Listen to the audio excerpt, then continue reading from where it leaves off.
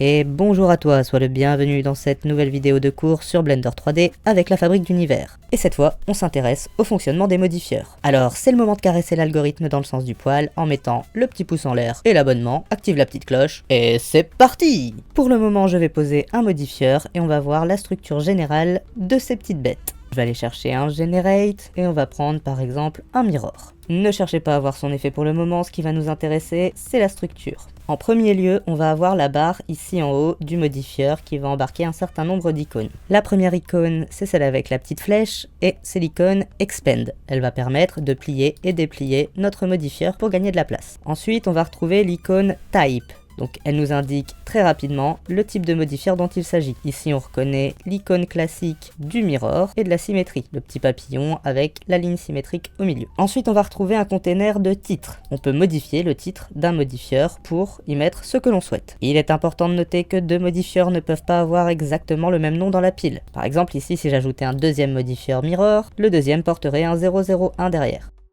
On retrouvera ensuite l'icône en forme de triangle qui s'appelle Show on Case, c'est-à-dire que cette icône va permettre l'affichage ou le masquage du modifieur en mode edit.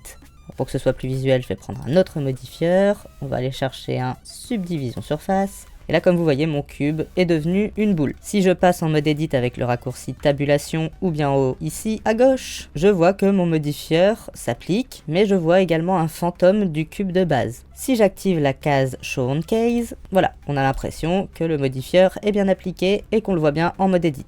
Ensuite, on va retrouver l'icône Show in Edit. Cette icône permet également l'affichage du modifieur en mode edit. La différence, c'est qu'ici, on parle pas du fantôme du cube, mais bien du cube de base. On voit que le modifieur n'est plus du tout affiché en mode edit. Ensuite, on va avoir l'icône Show in a Viewport. Cette icône va permettre d'afficher ou de désafficher l'effet du modifieur en mode objet ou même dans tout autre mode, edit, etc.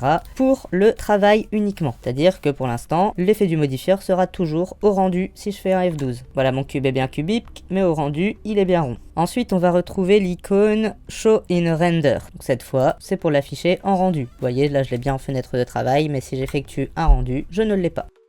Ensuite, on va retrouver le menu déroulant extra sous la forme d'une petite flèche. Si on le déplie, on va pouvoir se rendre compte qu'il contient les options d'application, de transfert, de copie ou de suppression du modifieur, ou encore de déplacement.